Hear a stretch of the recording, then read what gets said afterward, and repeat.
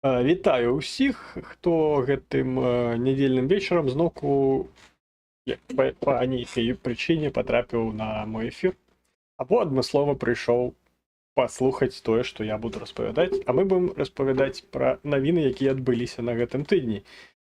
І іх на гэтым тыдні щось такія тыдні пайшлі то нейкае зацішша, то проста валіць з усіх бакоў. Ось, таму давайте літаральна 15 секундаў пачакаем, пакуль тут, мабыць, хто-небудзь яшчэ дабяжыць. Так, варшаўская ТЦК ўсё на Ютубе напісала, што не будзе яго сёння. І вітаю Анкл Хога ў нас на трансляцыі ў Ютубе. Ну, давайте пачнем з навінаў. Навінаў было вельмі шмат на гэтым тыдні. Пачнем, напэўна, здалёк. А здалёк гэта уласна, з Венесуэлы. Выраўні. Так, і Наталю Палішук на Ютубе також вітаю. Пачнем з Венесуэлы. Выбары адбыліся тыдзень таму і Дар'ю Кірі вітаю таксама. Выбары адбыліся ў Венесуэле, і Мадура зноўку перамог, як, в прынцыпе, не дзіўна. Дзіўна было б, калі б ён не перамог. Прынамсі, перамог, власна, ён так заявіў, і падуладныя яму структуры абвесцілі, што ён усё ж такі перамог. Зрабіў ён значна разумней, чым зрабіў у 2020 годзе Лукашенка, і не стаў сабе маляваць там касмічныя адсоткі, а напісаў сабе такія скромныя 51,5 адсотак, чаго дастаткова для перамогі, в прынцыпе, першым туры. Але нават гэта вельмі абурыла ўсю супольнасць Венесуэлы, і пачаліся пратэсты. І насамрэч дзіўна, што як яны хутка пачаліся, гэтак жа хутка пра іх і перасталі штосьці казаць. Што насамрэч дзіўна, таму што пачатак быў такі досыць бадзёры, і пісалі ўсе, хто мог пісаць. Вітаю пана Ікса таксама. Ось, усе, хто мог пісаць, пісалі пра гэтыя пратэсты ў Венесуэле і чакалі, што вось-вось яно адбудзецца, і нават там Сполучаныя Штаты быццам бы ўпісаліся за Венесуэлу. Ось, не прызнаўшы там выбары, таму што Венесуэла гэта, скажем так, стратэгічны пастачальнік Сполучаных Штатаў з нафты. Таму што Венесуэла ў рэгіёне валодае найвялікшымі здабуткамі нафты. Ось, таму гэта такі досыць стратэгічны партнер для Сполучаных Штатаў, таму там выказалі такую занепакоенасць, што ўсё ж такі дэмакратыі ў гэтай краіне няма. Але, як звычайна, за выказваннем занепакоенасці ўсё неяк і патухла. І, в прынцыпе, пасля тыдня, тыдзень ужо прайшоў, нейкіх навінаў, не ведаю, насамрэч, чаму, ці іх сапраўды там няма, ці папросту нейкія сродкі масавай інфармацыі не пішуць пра гэта. Што, в прынцыпе, дзіўна. Хаця я перакананы, што там штосьці мае адбывацца, таму што потому як там все пачыналася, все было вельмі так патужна, як кажуць. Прыкіньце, скільки там динозавров передохло. Дзе? В Венесуэле?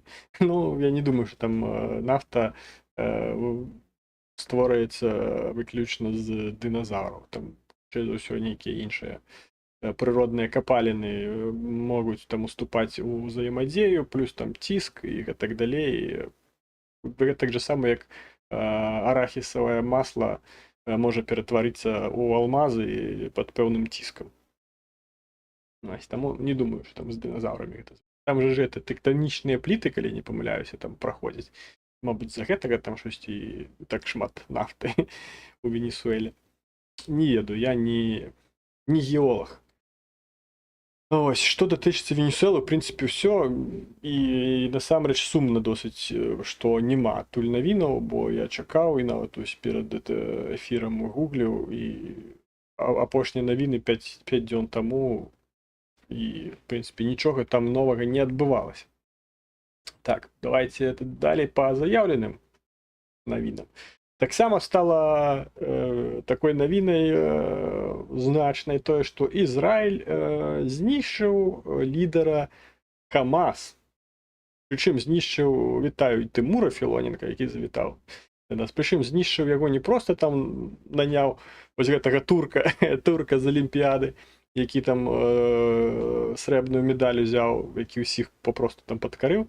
Не такога вось нанялі кілера, а папросту вырашылі не грацца ў гэтыя гульні, а папросту жахнулі ракетай. Дазналіся там, дзе там сустрэча нейкая будзе адбывацца. Ось, і папросту жахнулі туды ракетай і такім чынам знішчылі кіраўніка Хамасу. Ось, і што, в прынцыпе, з аднаго боку гэта станоўча, таму што Ізраіль паказвае зноўку ўсім, што у яго ёсць яйкі, і гэтыя яйкі ён трымае ва ўласна сваіх руках, і нічые іншыя рукі ён да гэтых яек не дапускае, каб яны там штосьці не рабілі з імі, і паказвае, што ўсё ж такі гэта краіна, на якую вельмі складана ўплываць.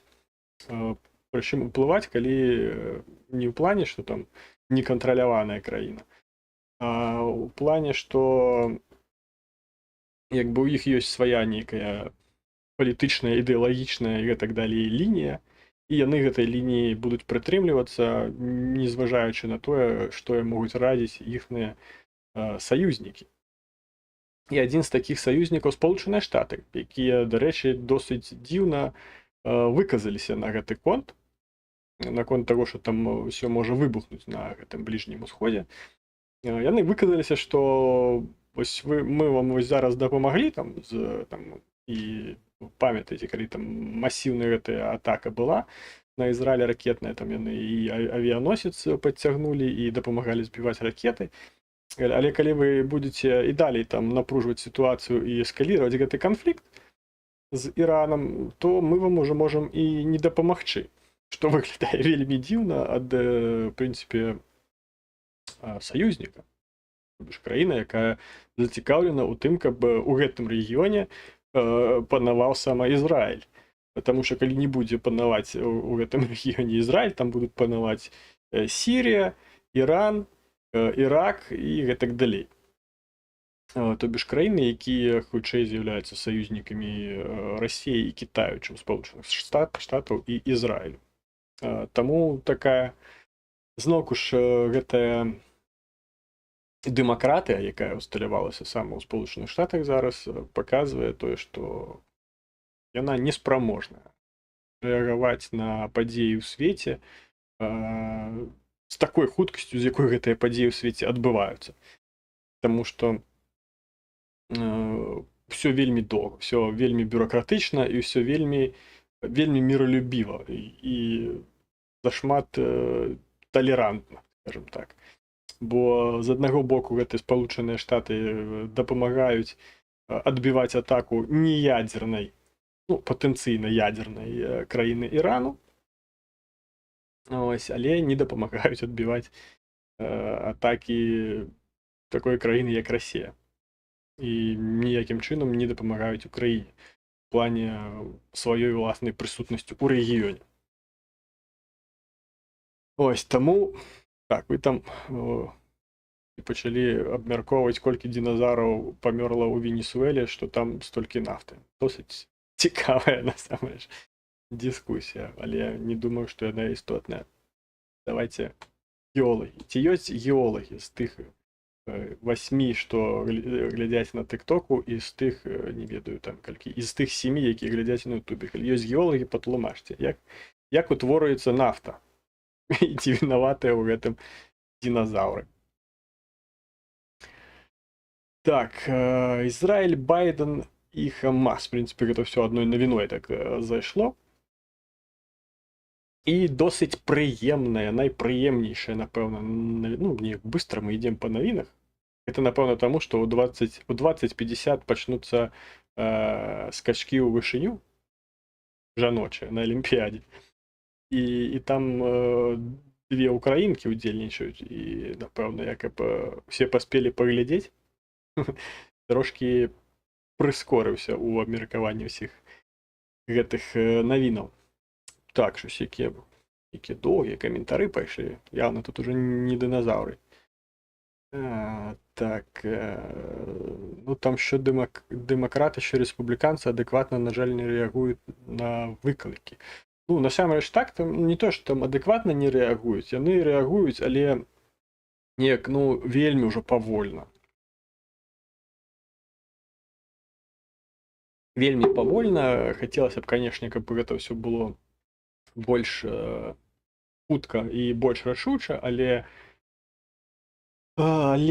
скажем так, сучасная палітыка, уласна, так уладкаваная, што людзі і палітыкі, уласна, кажуць усё вельмі асцярожна, баючыся тых ці іншых падзей. Уласна, сам Байден кажа пра тыя ідзеі, якія Сполучаныя Штаты робяць на міжнароднай арэне з, скажем так, з поглядам на выбаршчыкаў.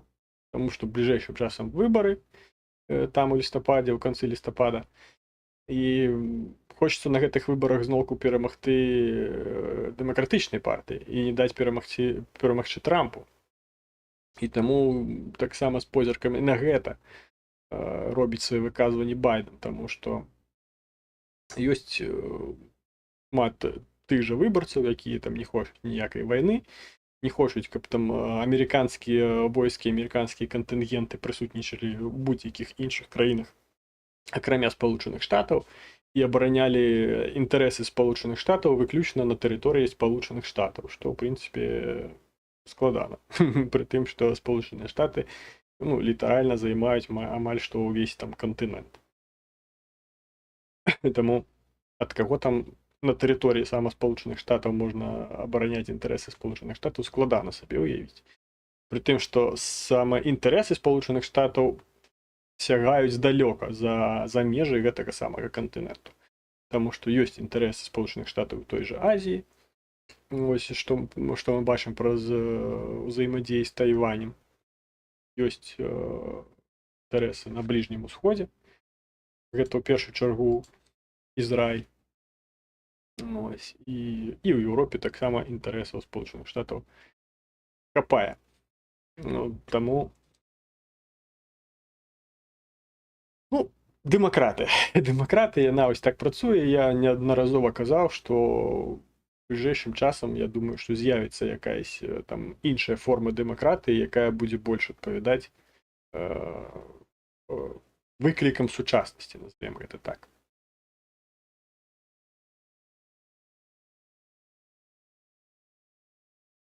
Так, деградувалі, пароджуючи те, що ми сьогодні знаємо як нафту. На рештки живих істот напала дія анаеробних бактерій, які споживали весь кисень і залишили лише присутні молекули вуглецю та водню. Ось чому він складається лише з воднів. Мабуть, геологи в чаті у нас. Ось, Паник стверджає, що нафту створив Господь. Так, Північна Америка складається з 20 країн взагалі. Ну, країн там, мабуть, там і 28, але територіальна більшість з гэтага кантиненту займає Америка. Ну, Канаду я не беру в разлік, вона там так само займає шмат, але по сутнасці мяжы паміж Амерыкай і Канадай яна толькі там намаляваная. Існуе, і Канада не ёсць там нейкай загрозай для Сполучаных Штатаў. Так, давайте да прыемных навінаў цяпер, бо адной з прыемных навінаў стало тое, што нарэшце афіцыйна ўжо абвесцілі пра тое, што ўсё ж такі F-16 з'явіліся ў краіне. З'явіліся яны яшчэ напрыканцы у апошнія дні мінулага месяца, але, напэўна, чакалі пра гэта афіцыйнае абвяшчэнне пра тое, што F-16 ў Украіне да сама сённяшняга дня, таму што сама сёння дзень паветраных сілаў Украіны, з чым я ўсіх датычных і віншую. Ось 30 гадоў, калі не памятаю, 20. Карацей, так, ну, нармальна гадоў ужо існуюць гэта самыя паветраныя сілы Украіны. Ось, і саме до гэтай даты хутчэй за ўсё і цягнулі афіцыйную, так сказать, прэзентацыю і першыя кадры палётаў F-16 над украінскай зямлёй. Ось, Зеленскі там сёння выступаў, нагароджваў там тых, хто на тое заслугоўвае. З паветраных сіл, з прадстаўнікоў паветраных сіл, напэўна, нагароджваў тых лётчыкаў, якія там вучыліся на гэтых F-16 лётаць. Ось, колькі пакуль што не кажуць, колькі іх там прыйшло. Ось, але сам па сабе факт той, што яны з'явіліся, ўжо добра. Пры тым, што казалі за іх, што яны будуць яшчэ ў лютым, але, ну, лепш ўжо у жніўні, чым у лютым 25-го, скажем так. Ось, не варта чакаць, што раптам там зараз вось гэтыя, колькі там іх з'явілася, гэтых F-16, зараз яны там раптоўна нейкі зробяць пералом у вайне і пачне там пачнецца гэта, кажуць, перамагаёбства. Ось, значных такіх заўважных, загальных, агульных такіх прояваў з'яўлення F-16 хутчэй за ўсё не будзе, але на пэўных накірунках, дзе гэтыя F-16 будуць адпрацоўваць хутчэй за ўсё, там будзе ўжо людзі, якія там прысутнічаюць, сама ваенныя, яны гэта адчуюць. Ось, то ж там і хутчэй за ўсё і капчыкі, кабы у гэтым накірунку будуць менш так актыўна лётаць, і ўсё гэта, у прынцыпе, да першага збітага носе гэтых самых кабаў, таму што F-16 гэта вынішчальнікі, якія сама для таго і рабіліся, каб перахопліваць паветраныя цэлі праціўніка. Ну і таксама іх будуць падымаць паветра, калі будуць ракетныя абстрэлы. Таму што за дапамогою гэтых самых вынішчвачаў таксама можна і ракеты збіваць, але не балістычныя, на жаль. Так, вітаю сілу ума в тыктоку. Такія ёсць людзі. Так, што з каментароў пра F-16? Ну, тут працягваюць мяркоўваць пра дыназаўраў і як з іх атрымліваецца нафта. Кіцум. Я памятаю, мабыць, нават той, што пазыўны Кіцум я дакладна чуў, і нават я цябе бачыў, але складана ўзгадаць проста. Тому што шмат людзей я памятаю і па гэтым самым, і па пазыўных, в прынцыпе, я ўсіх, каго я чуў, я памятаю. Проста не ўсіх магу узгадаць. Ну, я прыкладна пра гэта я і думаў, што там мы перасекаліся, таму што не сярод першых заходаў полку Каліновскага. Так, вітаю дзядзьку, што з БПКК.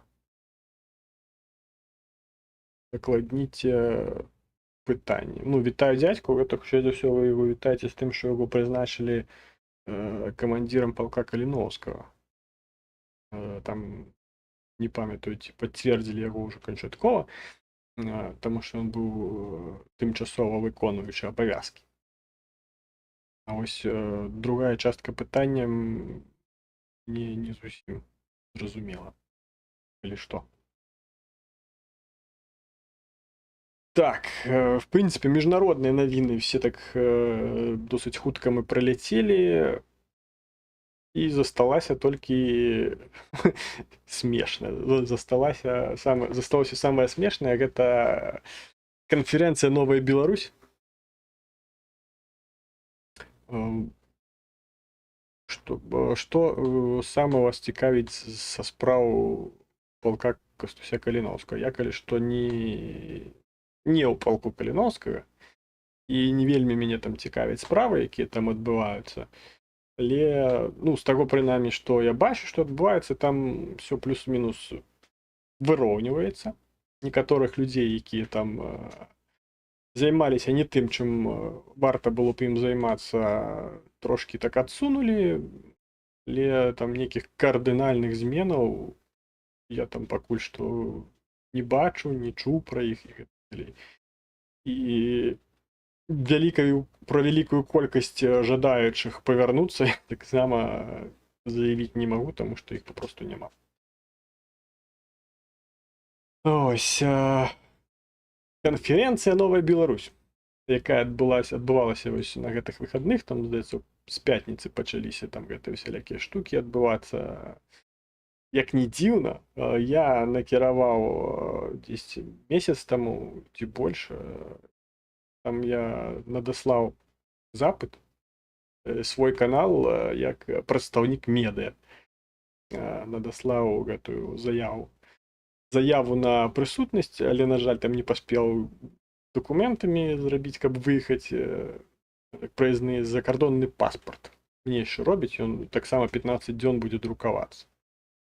Ось здесь тыдзень ужо прайшоў, тыдзень, першы тыдзень будзе на наступным тыдні, здесь праз яшчэ тыдзень за ўсё мне надрукуюць украінскі замежны пашпарт, які я змагу зрабіць якую-небудзь замежную візу і патрапіць, калі што, у Еўропу, калі будзе такая неабходнасць. Вось, і мяне, як не дзіўна, пры тым, што я спасылку нават на свой канал адсылаў, калі рабіў заяву гэту, мяне туды запрасілі. Вось, і прыйшоў мне ліст дзесь за 3-4 дні, прыйшоў мне ліст з просьбай пацвердзіць маю прысутнасць на канферэнцыі. Гэта я ўяўляю, наколькі там все было дрэнна з прысутнасцю медыа на гэтай канферэнцыі, калі яны папросту рандомна проста ўсіх, хто дасылаў заявкі як прадстаўнікоў медыа, всіх просто запрашалі ўсіх на гэтую канферэнцыю, нават не гледзячы на тое, там, што яны кажуць, пра што яны распавядаюць, з якой думкі прытрымліваюцца і гэтак далей. І гэта просто мяне так насмешыла на тыдні. Я просто быў шакованы гэтай справай. Так, ну можа яны кожныя 3 месяцы будуць рабіць канферэнцыі. Осенью поедут. Не, яны дзесь раз на год яе робяць, быццам бы там нейкія справаздачы і там карцей гэта. О, гэта просто гэта ДНР і ЛНР у параўнанні з гэтай квазідзяржавай. Новая Беларусь яна называецца, калі што. ДНР і ЛНР просто яны так нервова паляць у боцы. Потому что гэта просто, яны просто ўсіх переплюнули, просто там, ой, давайте будем разбираться. То выходит оппозиция до оппозиции, оппозиционный оппозиционер. Ну, атрымліваецца, что так, атрымліваецца, что я оппозиционный оппозиционер. Ось, причем, ну, як бы, скажем так, я не буду ніколі не прыхоўваў сваё меркаванне про тое, что вось гэты статус, гэта званне, калі можна так сказаць,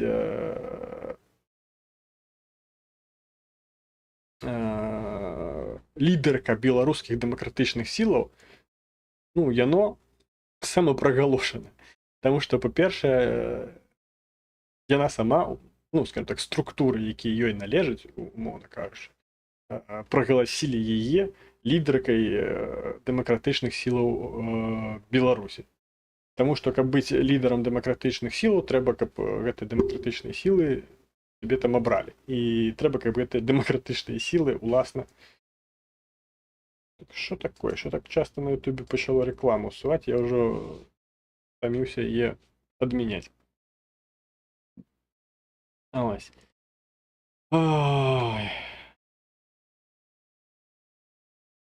Ось. Таму я лічу, гэта ўсё самапрагалошана. Ну, гэтак же сама, як былі самапрагалошаныя вось гэта ДНР і ЛНР.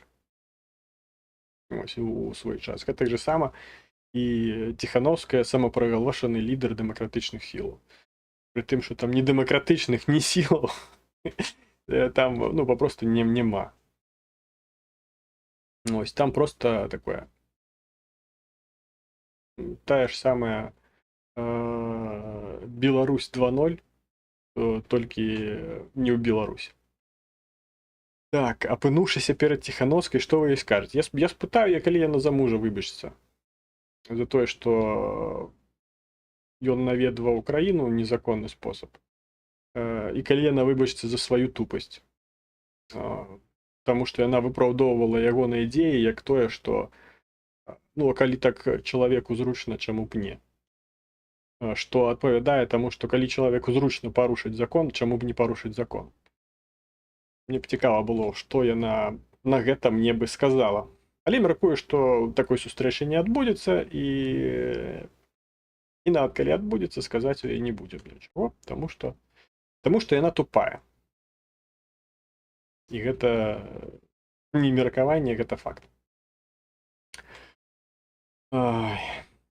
Так, ну і што там адбывалася смешнага на гэтай самай канферэнцыі? Па-першае, літаральна перад канферэнцыяй спадар Сахашчык пакінуў крэсла, калі можна так сказаць, у гэтым кабінеце аб'яднаным, і займаў ён там пасаду, звязаную з абаронай. Як там яна там афіцыйна называецца? Карацей, міністр абароны Беларусі 2.0. Быў Сахашчык, ён сышоў, як ён сказаў, там щось там не сышліся яны ў нейкіх меркаваннях наконт таго, як там варта ўсяму развівацца, таму Сахашчык сышоў. Але вельмі хутка знайшлі яму замену, і ўжо на канферэнцыі прагаласілі, што ягонае месца займе былы намеснік камандзіра палка Каліноўскага Вадзім Кабанчук. Вадзім Кабанчук таксама там падчас гэтай канферэнцыі там кожны з тых, хто выступаў, там нейкія кружочкі запісваў у Тэлеграм, Ціхановская іх посціла. Я так разумію, вони там кожен сам собі придумав посаду. Так, там, ну, кажу, там створена така квазідзяржава. Яны яе назвалі Новая Беларусь. І яны там ад імя гэтай самай Новай Беларусі там зараз ладзяць там гэтай канферэнцыі, ездзяць там па свету, сустракаюцца там з некаторымі лідарамі, атрымліваюць там нейкія, як яны самі пра іх пішуць, найвядомейшыя прэміі, пра якія літаральна толькі калі яны іх атрымалі, яны сталі уласна найвядомейшым. Дагэтуль пра гэтыя прэміі ніхто не ведаў ніколі і наўрад ці ў бліжэйшы час яшчэ даведаецца. Так, ось. І Кабанчук таксама запісаў гэты самы кружочак. І мне смешна проста нават чуць гэтага чалавека. Таму што чалавек, ён ужо досыць даўно, па-першае, ва ўкраіне. Ось, я не ведаю, ці ёсць у яго сама украінскі паспарт, бо калі ў яго ёсць украінскі паспарт, значыць, у яго ўжо няма беларускага паспарту, таму што ва ўкраіне няма пакуль што такога закону, які дазваляў бы мець украінскі паспарт і беларускі. Ось, таму калі ён атрымліваў украінскае грамадзянства, ён адмовіўся ад беларускага. Ось, таму цікава, калі гэта насамрэч так, якім чынам не беларусы патрапляюць у кіраўніцтва Новай Беларусі. Я як узгадаю, мне смешна. Ось, і чалавек, які нават мову не вывучыў, прычым ніводную. Ён як па-беларуску размаўляе так, што мне проста рыдаць. Хочацца рыдаць. Мне такі іспанскі сорам, што я не ведаю, я выключаю, я вымыкаю гэта ўсё, таму што гэта немагчыма слухаць. Там не тое, што там расійскі акцэнт, там акцэнціш, калі можна так сказаць. Таму гэта па-першае. Ось, і па-другое, улічваючы нават тое, што ён доўгі час ва ўкраіне перабывае, больш за мяне, як мінімум, ён нават украінскую не вывучыў. Ну, то бишь, ён калі нават хоча казаць па-украінску, Ён не можа казаць па-украінску, як ён не можа нармальна размаўляць па-беларуску. І вось гэтага чалавека прызначаюць нейкім міністрам быццам бы абароны гэтай новай Беларусі. Так, ну і ніхто не відмаўляецца від паспарців. Ну, папросту гэта парушэнне закону, калі ты не адмаўляешся ад беларускага. Да що ж такое, зноўку реклама. Напэўна, для кожнага, хто прыходзіць праз пэўны час реклама, і мне пастаянна выскаквае гэта в окно про тое, што пастаянна реклама будзе ў кагосьці. Прыходзіцца кожнаму персанальна, скажем так, адмяняць рекламу на YouTube. Ось, папросту, калі ты не адмаўляешься ад беларускага грамадзянства, атрымліваючы украінскае, гэта ўжо парушэнне закону. Прычым украінскага закону. В прынцыпе, як і беларускага, таму што сучасны беларускі закон таксама не дазваляе мець два грамадзянства. Нягледзячы на то, што некаторыя маюць, напрыклад, расійскія паспарты і беларускі. Ось. Дык вось, пра Кабанчука. Завіў спадар Кабанчук, як спадар, ніхуя він не спадар. Заявіў ён, што ён будзе займацца там пытаннем добраахвотнікаў, і пабачыў ён, што там гэта ўсё выклікае пэўную цікавасць, і ўжо нават з'явіліся рэквізіты, куды там трэба данаціць. Толькі на пасаду зайшоў, а першае, што трэба, гэта дазнацца, што ўжо ці ёсць у нас ужо рэквізіты, куды можна данаціць на добраахвотнікаў. Вось, а цяпер самая цікавая частка, якую я, уласна, ад свайго імя дазваляю усім, хто пабачыць, пачуе, пашыраць гэта, не баючыся таго, што я буду страйкаваць за тое, што вы ўжываеце мой контент. Ось, хочу сказаць датычна Вадзіма Кабанчука. Ось, і калі хтосьці з беларускіх добраахвотнікаў падтрымлівае маю думку наконт гэтага чалавека, пашырайце гэтае відэа, я яго потым вылучу як асобнае. Пашырайце, ось, рэпосціце, і, мабыць, яно дойдзе да самого Вадзіма Кабанчука. Ось, уласна. Хто такі Вадзім Кабанчук? Вадзім Кабанчук, уласна, для большасці добраахвотнікаў, я ў гэтым перакананы, ён ніхто, і зваць яго ніяк. Это папросту лысы мужик, які усе дасягненні якога абмяжоўваюцца тым, што ён выступаў на нейкіх там каналах, пагражаў там амапаўцам, міліцыянтам і так далей у Беларусі, што ось ён прыйдзе і пачне там усіх раптоўна знішчаць. А па факту ён папросту піздабол. Ось такі ж самы піздабол, як Дзеніс Прохараў-Кіт, які, акрамя як шевеліць сваімі вусамі, нічаму не навучыўся. Ось, і усе дасягненні гэтых людзей гэта тое, што яны дзесьці там лічыліся камандзірамі, намеснікамі камандзіраў і гэтак далей. Ездзілі, здымалі відосікі, а па факту у баявых дзеяннях удзелу не прыймалі, за выключэннем таго, што Кіт быў у Бучы падчас там аднаго з баёў. Ось, пасля чаго яго назвалі героем, але даходзілі звесткі пра тое, што сама учасць самого Кіта ў гэтым бої і ягоная гераічнасць вельмі сумнеўная. Але несумнеўная была эвакуацыя гэтага самага Кіта на машыне медыцынскай эвакуацыі, прычым не ў выглядзе параненага. Ось, падчас выканання баявой задачы. А спадар Кабанчук быў папросту ўвогуле зампалітам. І ніякіх баявых задач ён не выконваў, толькі бегаў з аўтаматам, на якім былі ўсе магчымыя абвесы. Ось, і выглядаў быццам бы Рэмба і пераможца ўсяго і ўсяк. Але ніводнага стрэлу ў бок ворага за увесь свой час, які ён быў на пасадзе намесніка камандзіра палка Каліноўскага, гэты чалавек не зрабіў. Затое напіздзеў так, што мама не гаруй. прынцыпе, гэта ўсё, што я хацеў сказаць пра Вадзіма Кабальчука. Так, што там яшчэ смешнага адбывалася на канферэнцыі? Прынялі яны нейкі статут. Зараз я скажу, як гэта ўсё афіцыйна называецца. Не статут, а штосьці яны там прынялі. Як это называецца? Протакол узаемадзеяння. Гэта ўсё называецца вельмі такім гучным словам, ну, некалькімі гучнымі словамі. Протакол узаемадзеяння. Яны яго там прынялі, ось, і зараз яго павінна зацвердзіць каардынацыйная рада.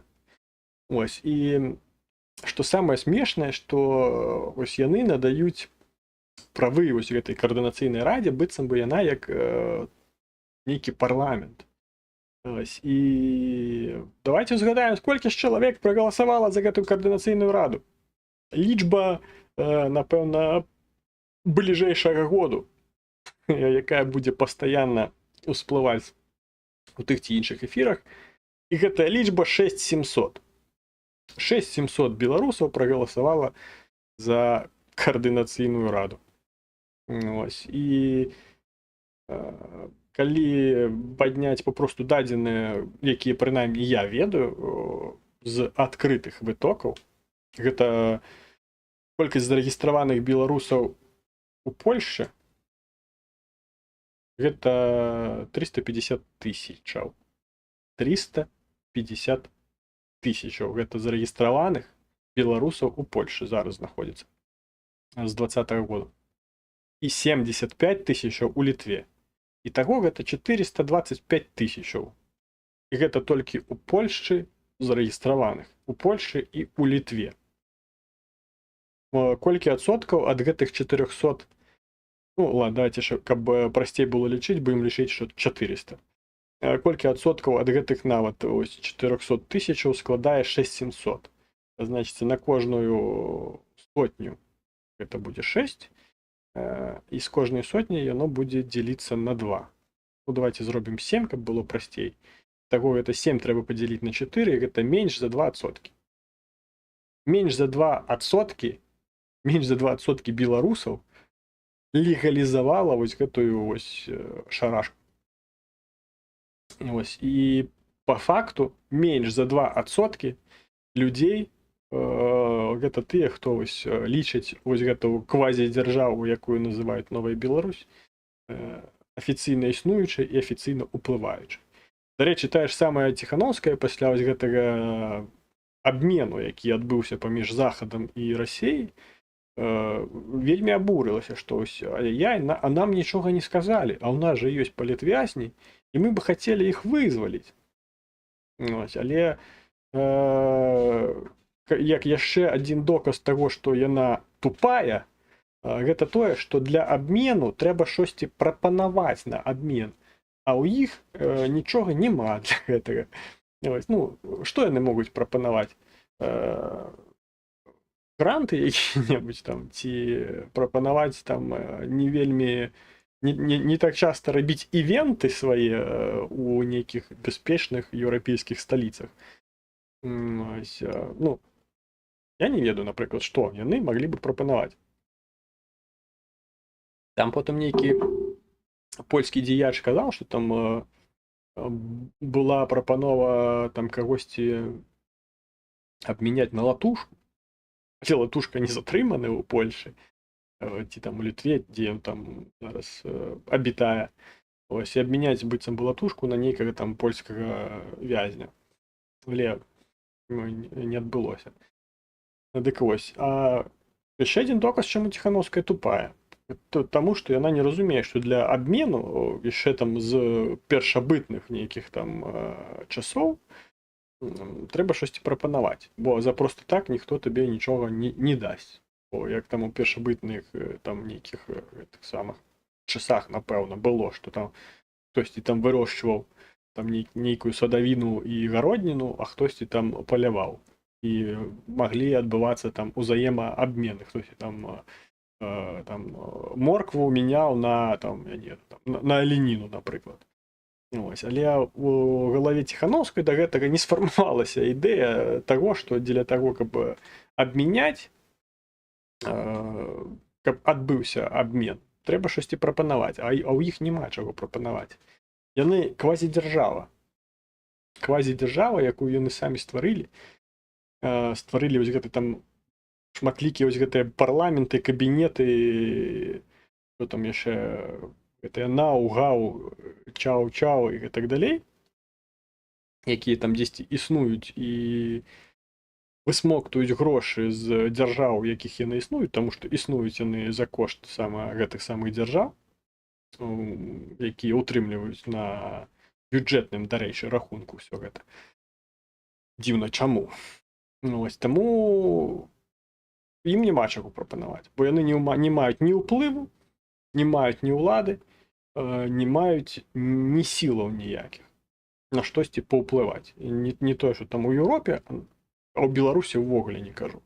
Тое, што яны там кажуць пра тое, што мы там прынялі нейкі шэраг там нейкіх там дзеяў дзеля таго, каб дапамагчы беларускім палітвязням. Якім чынам вы ім можаце дапамагчы?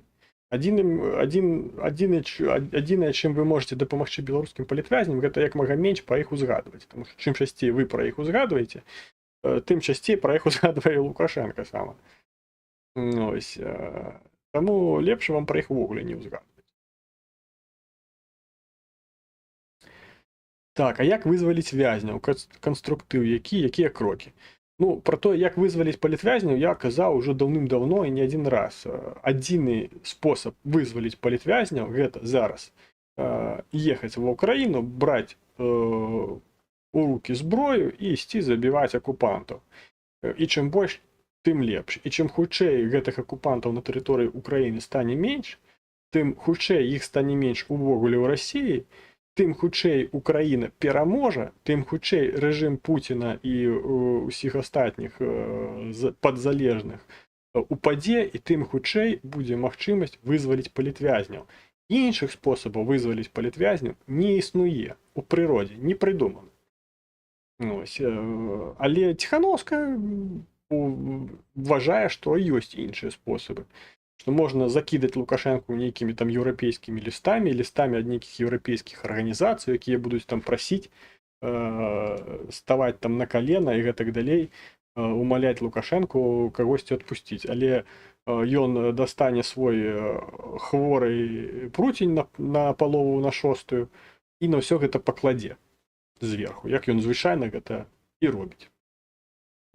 Таму казаць пра нейкія іншыя спосабы немагчыма. Ось. І, дарэчы, пра той спосаб, які я агучыў па вызваленню палітвязняў, Ціхановскі чамусьці ніяк не адрэагаваў. А я яго агучваў неаднаразова. Ось. І альтэрнатыўны спосаб, калі вам там страшна, ці вы там фізічна не здольныя трымаць у руках зброю, вы павінны данаціць. Данаціць, каб тым, хто у стане трымаць зброю ў руках, у стане змагацца, каб яны маглі больш камфортна займацца той справай, на якую вы па тых ці іншых абставінах не здольны. Гэта ваш прямы абавязак, калі вы хаціце вызваліць беларускіх палітвязняў.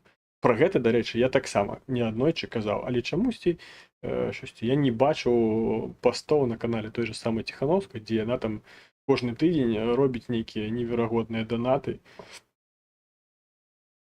на якія-небудзь беларускія падраздзяленні. Усё, чым яна дапамагае, гэта інфармацыйная падтрымка. Ну, па факце, яна перапосціла там некалькі данатных пастоў групы імя Крыўцова, полка Каліновская. Все. Гэта ўся яе дапамога, таму што ўласныя грошы Ціхановская аддаваць не жадае. А вось грошы іншых, падзяліцца грашыма іншых праз рэпосты, уласна, в сваіх сацыяльных сетках пастоў іншых беларусаў, гэта на здароўе, гэта ніяк з яе кішэні грошы не выйме. Так, ну вони росіяни чого від них ще очікують? Вони топлять за свою країну.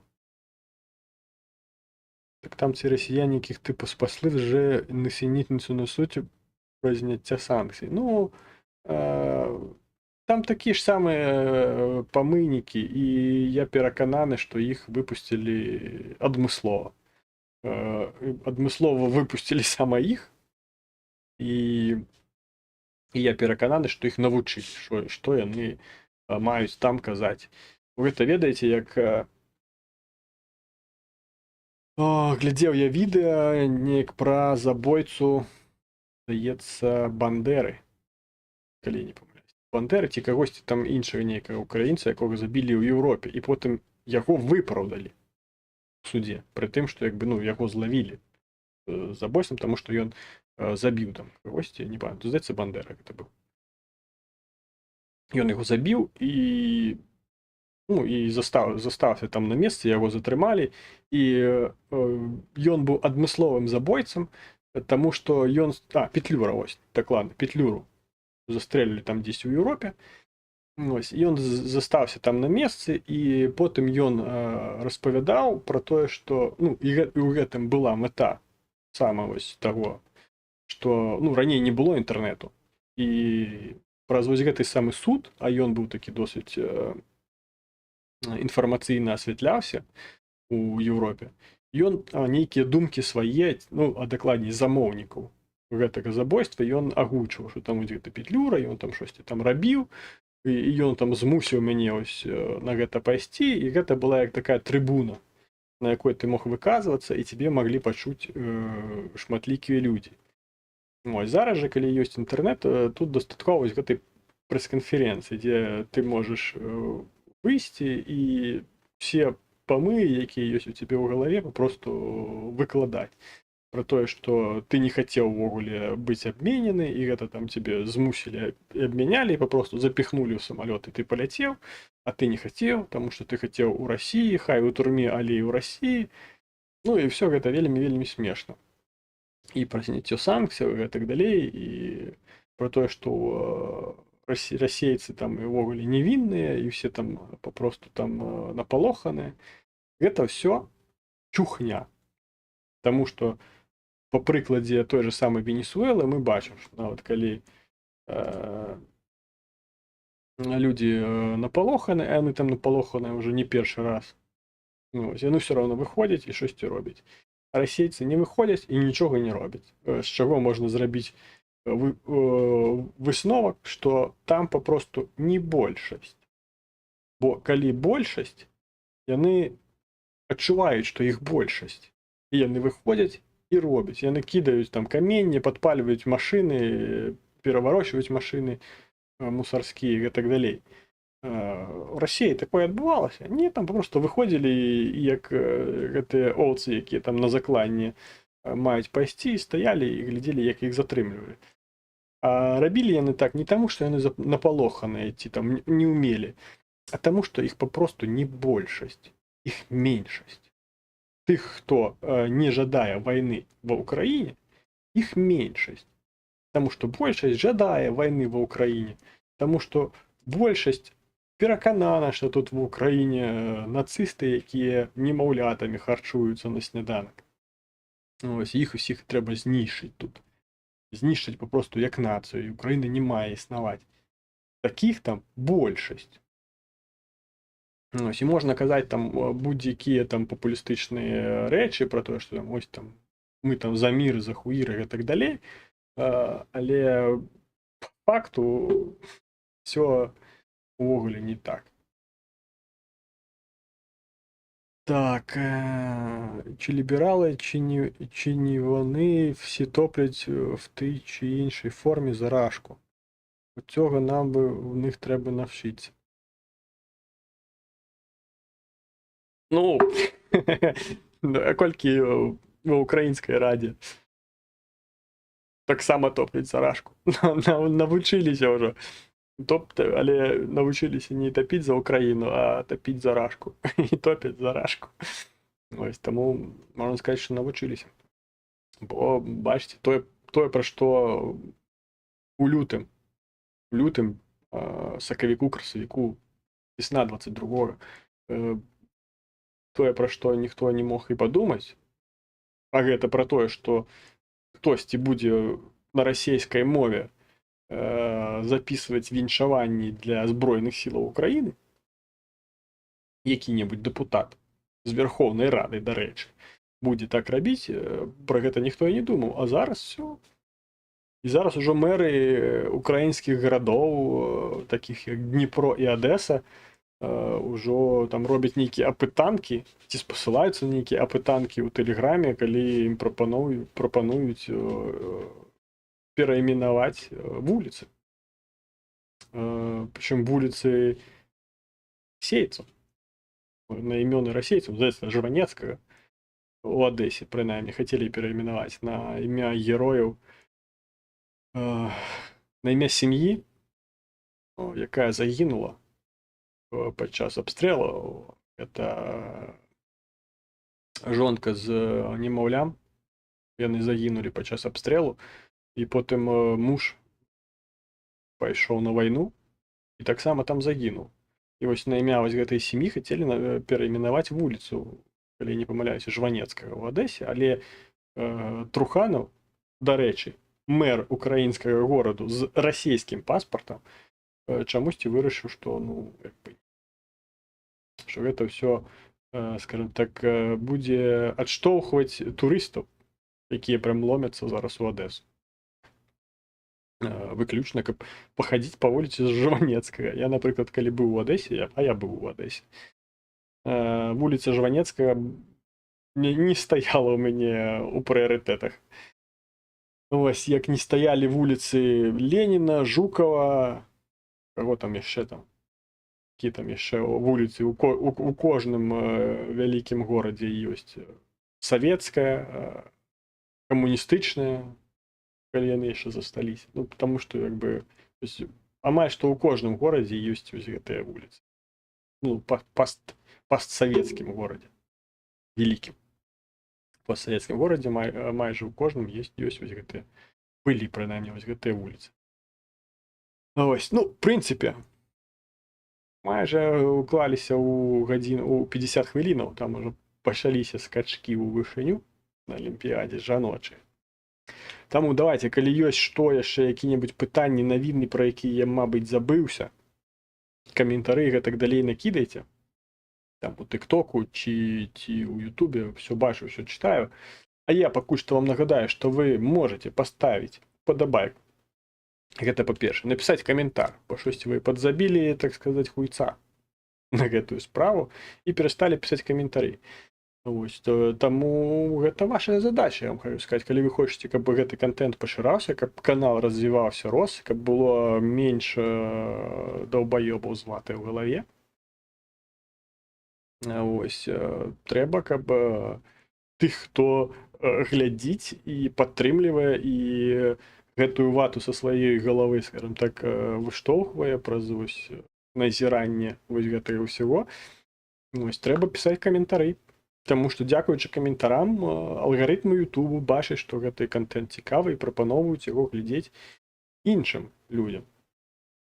Ось,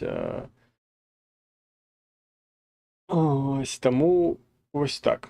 Таму, калі вы хочаце, каб з'яўляліся новыя людзі, якія будуць глядзець, трэба вось таксама нейкія высілкі да гэтага прылагаць, таму што не бывае так, што вось так все адбываецца, само сабой. Трэба прыкладаць высілкі. Таму прыкладайце, пішыце каментары, ставце падабайкі, пашэрвайце ў сацыяльных сетках, там Facebook, TikTok, там што там яшчэ, дзе там можна. У ВКонтакце не трэба. У ВКонтакце, у Аднакласніках не трэба пашыраць. Ось так, вы дывіцеся Алімпіяду. Так, учора я глядзеў гэтыя шаблісткі выступалі. Я тапіў за Украіну. Харлан просто моя павага. Да, даволі Харлан. Просто выцягнула зборную. Перадайце вітанне Алексею з TikTok. А яго няма, дарэчы. Алексея Кузьміцкага ў TikTok, з TikTok няма. Таму, мабыць, ён паглядзіць у запісе на Ютубе, таму што ён ёсць у Фейсбуке. Я на Фейсбуце таксама зрабіў рэпост на гэтую трансляцыю. Ось так само я глядзеў, што там, ну, бачу там у гэтых беларускіх, якіх беларускіх навінах пішуць пра тое, што там беларусы таксама там штосьці выйграюць. Ось, але неяк мяне не выклікае гэта нейкага ажыятажу. Таму што, ну, напрыклад, калі там Украіна учора перамагла, шаблісткі перамаглі, я быў досыць такі рады і на пад'ёме. Сёння зараз буду глядзець, не ведаю, што глядзець, бейсбол, напэўна, буду глядзець так, ну, на вялікі экран, на палову буду глядзець бейсбол, а на другую палову буду глядзець вось гэтыя самыя скачкі. Ось, таму што для мяне беларусы, якія перамагаюць, гэта беларусы, якія прадстаўляюць сваю краіну. А тыя, хто не прадстаўляе сваю краіну, ну, як бы яны не беларусы. І беларусы, якія там за паходжаннем беларусы, якось пішуць там, сёння беларусы прымаюць удзел там і там пра Ціманоўскую. А Ціманоўская выступае за краіну польска. Польска рэч паспаліта. Таму якая яна беларуска? Яна ўжо палячка. Ось, таму што яна прадстаўляе Польшу. Ось, і таму там радзець за яе поспехі мне не цікава. І ўвогуле мне за Ціманоўскую не цікава, таму што я паслухаў тое, што яна казала ў свой час. Ось, так там яе там да чагосьці прымушалі, але там потым яна включила ў сябе эксперта па ўсіх міжнародных пытаннях і там такую чухню просто заганяла, што іспанскі сорам. Да, і турак гэта просто вось гэты, не памятаю, як яго звалі, гэта просто шэдэўральны чалавек, які паказвае, што ўсе гэтыя штукі, гэта ўсё такое сабе, ўсё складаецца ў вопыт, у досвед. Таму што калі вы паглядзець, там у яго медалёў залатых, там усялякіх турніраў, яго залатых і срэбраных узнагарод, ну, адкрыць ягоную старонку на Вікіпедыі. Ён ужо больш за 20 гадоў займаецца гэтай самай кулявой стральбой. Ці за 30 нават. У яго там узнагарод, там просто гартаеш гэтую стужку з узнагародамі, там толькі або золата, або срэбра. Ну, час там від часу там бронза праскоквае. Ён просто выйграе ўсё, дзе ўдзельнічае. Усё, дзе ён удзельнічае, ён выйграе ці стае другім. Ну, рэдка там стае трэцім. Гэта просто такі вопыт і досвед стрельбы, що там, ну, я не ведаю, як ён там не з закрытымі вачыма ўвогуле страляе. Таму тое, што яно так выглядае, быццам, так, прыйшоў такі на пахуях, так, пастраляў там і срэбра алімпійскае забраў. Ну, так не працуе. Гэта не тое. Магло б так спрацаваць. Пра трансгендеры ў боксе, ну, там гэта ўсё жах, і да гэтага, скажем так, гэта тое, скажем так, як кажуць, за што баролись, на то і напаролись. Баролись за вось гэтыя правы трансгендераў, атрымайце свае правы трансгендераў. Пры тым, што некаторыя людзі казалі, што як вы хочаце, як будуць адчуваць сябе жанчыны, калі у прыбіральню ў жаночую зойдзе, ну, власна, мужик, які там сабе піпірку адрэзаў, зойдзе мужик. Як яны будуць сябе адчуваць? Ось. А зараз мы можам яшчэ пабачыць, як яны будуць сябе адчуваць, калі гэты мужик на законных падставах, дарэчы, можа яшчэ і паебалу даць. 46 секунд, і ўсё разуменне стае на месца. Так. А тепер, якщо хочеш побити жінку, кажеш, я трансгендер і б'єш. Ну, там недостатково. Там треба все ж таки піпірку треба відтять, каб так назватися, бо там придумали гэты ще тести на тестостерон і XY хромосоми. Там у женщин там нейкіх храмасомаў няма, там гэта X, Y, я там не шарыў гэта. Вот, але усе тэсты гэты самы алжырскі, калі не памыляюсь, трансгендер заваліў, але яго ўсё роўна дапусцілі. Вони народжені жінкамі, а це російська компанія, яка почала все це нести.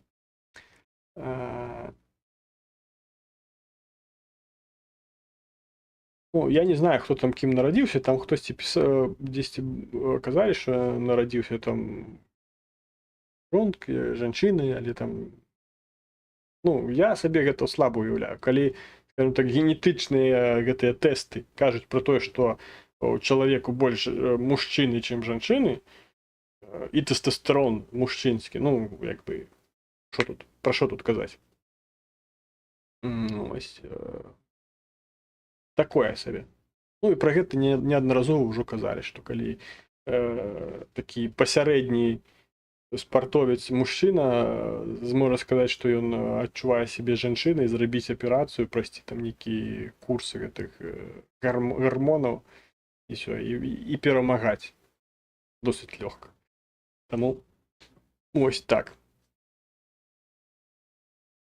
Вона зараз супер жінка, у неї 2Х і 1Y. Кава вона може завагітніти. До речі, ось що треба робити. Не гэтыя там X і Y, а просто калі жанчына, калі ось прадстаўнік, які хоча быць жанчынай, можа стаць вагітным, значыць, гэта жанчына. Калі не можа стаць вагітным,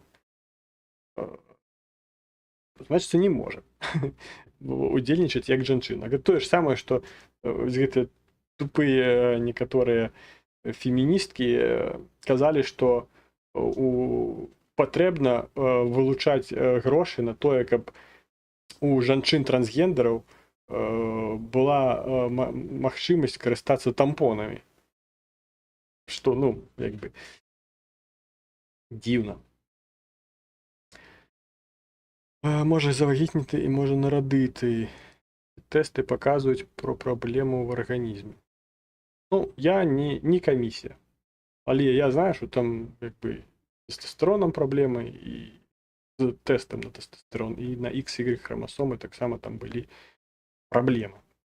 Ну, не показувала, скажімо так, 100% жаночість гэтай боксерки, скажем так. Ось, в принципе, все. Не бачу ніяких питань, тому давайте будемо заканчивать. Нагадую про репост, подобайку і коментар. Я розумію, що у всіх є тестостерон, але у одних його більше, у інших його менше. І виробляється він у кожного по-розному. І у різних об'ємах. Ось, тому будемо розвітуватися, глядеть Олімпіаду, болеть за Україну і так далі. Дякую за те, що були, слухали, і подобайка, коментар і репост. Слава Україні і привіт, Білорусь!